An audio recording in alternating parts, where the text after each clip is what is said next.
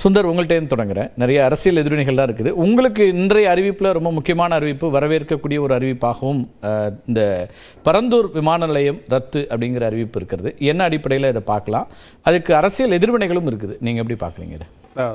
தமிழ்நாட்டு முதலமைச்சர் அவர்கள் தன்னுடைய முதல் அரசியல் பயணமாக பரந்தூர் சென்று அந்த பகுதியில் போராடக்கூடிய மக்களுக்கு உறுதுணையாக நிற்பேன் என்று சொல்லியிருந்தார். தான் அவர் பதவிக்கு வந்தால், ஆட்சிக்கு வந்தால் நிச்சயமாக திட்டத்தை மறுஆய்வுக்குட்படுத்தி கைவிடுவோம் சொல்லி ஒரு உறுதிமொழியை கொடுத்திருந்தார்.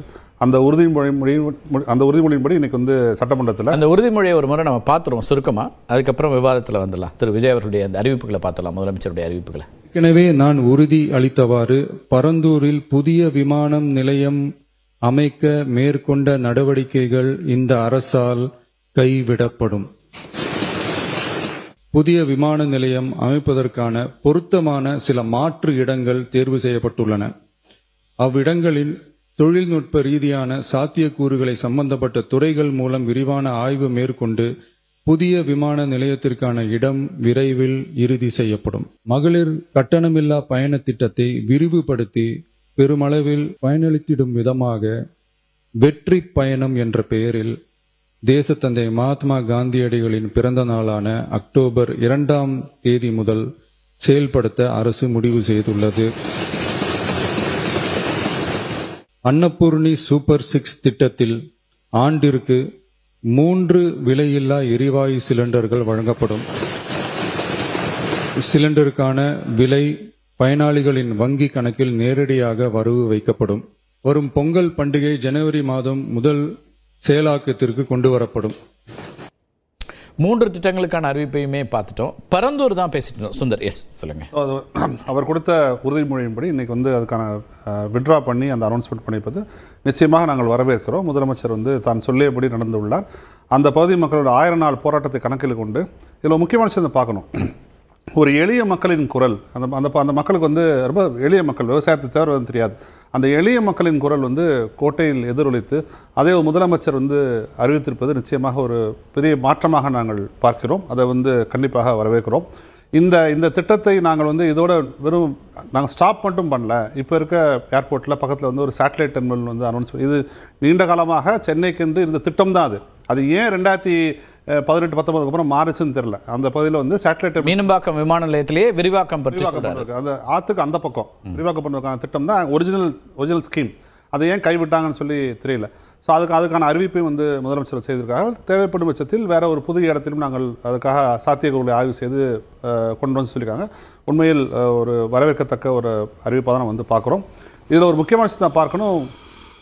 அந்த பகுதிக்கு சென்று மக்கள்கிட்ட அவர் கொடுத்த உறுதிமொழியை ஆட்சிக்கு வந்த பிறகு அவருக்கு எவ்வளவு அழுத்தங்கள் இருந்திருக்குன்னு எங்களால் புரிஞ்சுக்க முடியுது. அது ரியல் எஸ்டேட்டாக இருக்கலாம், இண்டஸ்ட்ரியாக இருக்கலாம், மற்ற எல்லா விஷயங்களும் இருக்கலாம். அவர் எல்லா அழுத்தத்தையும் தாண்டி தான் சொன்ன சொல்லை காப்பாற்றி அந்த மக்களுக்கான உறுதிமொழியை காப்பாற்றி அறிவித்திருப்பது நிச்சயமாக வரவேற்கத்தக்க அம்சமாக நாம் பார்க்க முடியும். இப்போ இதில் அரசியல் கட்சிகளாக நீங்கள் பிரதான எதிர்கட்சிகளை விட்டுருவோம். திமுக அவங்கெல்லாம் பேச போகிறாங்க.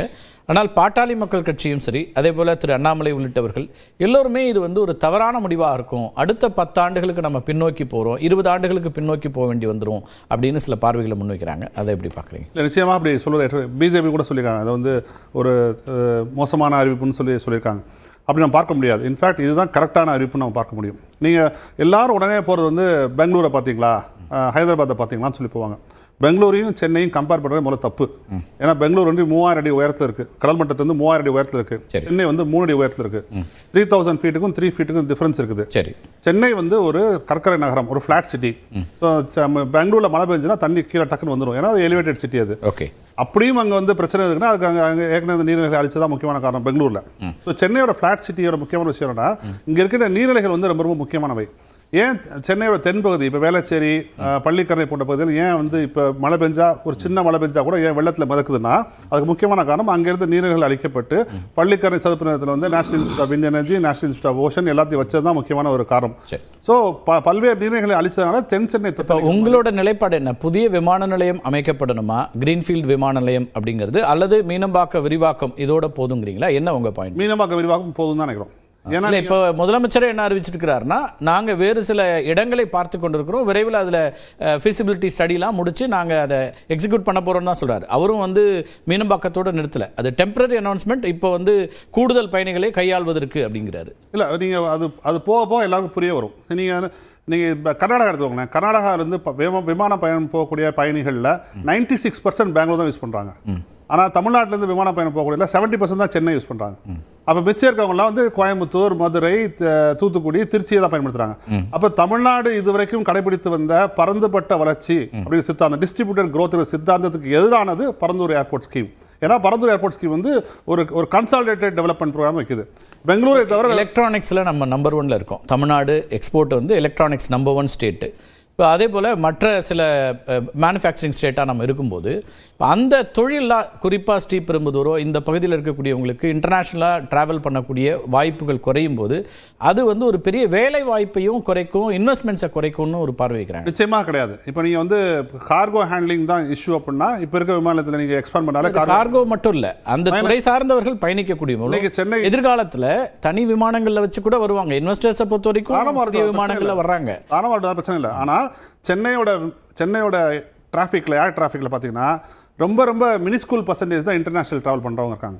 ஸோ நீங்கள் இன்டர்நேஷனல் ட்ராவலும் தாராளமாக வரலாமா, யார் வேணாம் சொல்ல. இவங்க சொல்கிறாங்களா ஏர்பஸ் A380 வந்து இறங்காதுன்னு ஒரு வார்த்தை வைக்கிறாங்க. Airbus A380 ஏர்பஸ்ஸே கைவிட்டுருச்சு. இனிமேல் நாங்கள் வந்து ஏர்பஸ் 380 வந்து ப்ரொடக்ஷன் பண்ண போகிறதுனால 2021 கைவிட்டாங்க. லாஸ்ட் ஏர்லைன் வந்து எமிரேட்ஸ்க்கு டெலிவரி பண்ணாங்க. அதுக்கப்புறம் அந்த லார்ஜர் ஏர்பஸ்ஸே கிடையாது. ஏன் லார்ஜர் ஏர்பஸ் கிடையாதுன்னா ஃபியூல் எஃபிஷியன்சி கிடையாது. ஸோ எல்லாமே smaller aircraft, dual engine aircraft தான். அது எல்லாம் சென்னை ஏர்போர்ட்ல இறங்க முடியும். இப்போ இருக்க சென்னை ஏர்போர்ட் இறங்க முடியும். இப்போ இருக்கக்கூடிய 45 அடி அகலத்துக்கே போதுன்றீங்க. இன்னொரு விஷயம் நான் கேட்குறேன், பரந்தூர் வேணும்னு சொல்ற யாருமே இதே 1500 ஏக்கர் இருக்கக்கூடிய மும்பை ஏர்போர்ட்ல ஒரு நாளைக்கு 1000 ஃபிளைட் ஹேண்டில் பண்றாங்க. ஏன் சென்னையில விட்டு வெறும் 450 ஃபிளைட் ஹேண்டில் பண்றாங்க? நவி மும்பைல 2866 ஏக்கர். ஆமா, அது நான் சொல்ற மும்பை ஏர்போர்ட். இப்போ இருக்க மும்பை ஏர்போர்ட் சொல்றேன், நவி மும்பை போலான்னு. மும்பை ஏர்போர்ட் 1500 ஏக்கர், அங்க ஒரு நாளைக்கு 1000 ஃபிளைட் வந்து ஹேண்டில் பண்றாங்க. சென்னை ஏர்போர்ட் கிட்டத்தட்ட அதே 1500 ஏக்கர், வெறும் 450 ஃபிளைட் வந்து ஹேண்டில் பண்றாங்க. ஏன் அது எஃபிஷியன்சியா இன்எஃபிஷியன்சியா? இப்போ 3வது இடத்துல இருந்த சென்னை விமான நிலையம் இன்னைக்கு 6 போய் 5க்கு வந்து நிக்குது. இப்போ மற்ற விமான நிலையங்கள்லாம் நம்ம விட முன்னேறி போறாங்கன்னா அங்க வரக்கூடிய அந்த மாநிலங்களுடைய வளர்ச்சிங்கிற ஒரு ஆர்குமெண்ட் வைக்கிறாங்க. இல்ல, தப்பது. நீங்க கர்நாடகாவில் பெங்களூர் ஏர்போர்ட் ஒரு ஏர்போர்ட் சொல்லுங்க, பெரிய ஏர்போர்ட் சொல்லுங்க. தெலுங்கானால ஹைதராபாத் ஒரு ஏர்போர்ட் சொல்லுங்க, ஒரு ஏர்போர்ட்டை சொல்லுங்க, பேரை சொல்லுங்க. கிடையாது. கர்நாடகாவில் வந்து பெங்களூர் ஏர்போர்ட் தான் 96% டிராஃபிக் வந்து அதான் யூஸ் பண்றாங்க. ஸோ என்ன பண்ணுவாங்கன்னா ஒரு புது கிரீன்ஃபீல்டு ஏர்போர்ட் வந்து கண்டிப்பாக பிரைவேட் பேர் தான் பண்ண போறாங்க. இது கவர்மெண்ட் பண்ண போதில்லை.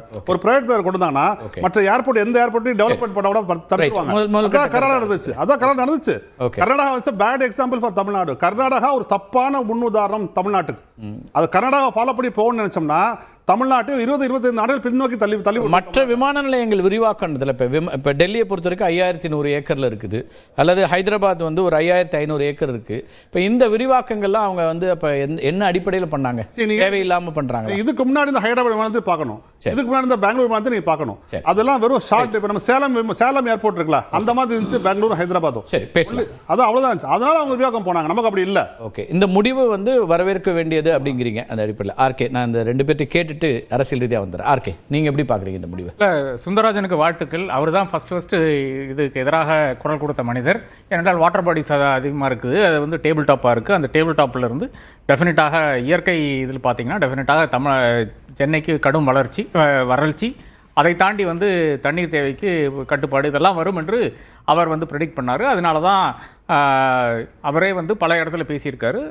அவருக்கு வாழ்த்துக்கள். இன்னைக்கு நடந்ததில்லை. ஆனால் என்ன பிரச்சனைன்னு பார்த்தீங்கன்னா இந்த KTCC ஏரியாவை சுற்றிட்டு, அதாவது காஞ்சிபுரம், திருவள்ளூர், செங்கல்பட்டு, சென்னையை சுற்றிட்டு ஏறத்தாழ 10,700 ரெஜிஸ்டர்ட் வாட்டர் பாடிஸ் இருக்குது. அப்போ அடுத்ததாக எங்கே கொண்டை நிறுவ போகிறீங்கிற அந்த கேள்வி தான் அடுத்த பிரச்சனையாக வருகிறது. புது ஏர்போர்ட் நீங்கள் வந்து முதல்வர் விஜய் சொல்லியிருக்காரு, அது எங்கே போய் நிலவ போகிறீங்கன்ற பிரச்சனை வருது. தங்கத்தன்னரசு இன்னைக்கு விளக்குனாரு, கிழக்கு ஒன்றும் பண்ண முடியாது, கடல் இருக்கிறது. வடக்கு போனீங்கன்னா அனல் மின் நிலையம், அதை தாண்டி பார்த்தீங்கன்னா பல இண்டஸ்ட்ரீஸ், மணலி, பெட்ரோகெமிக்கல் இண்டஸ்ட்ரீஸ், அந்த மாதிரி விஷயங்கள்லாம் இருக்கிறது.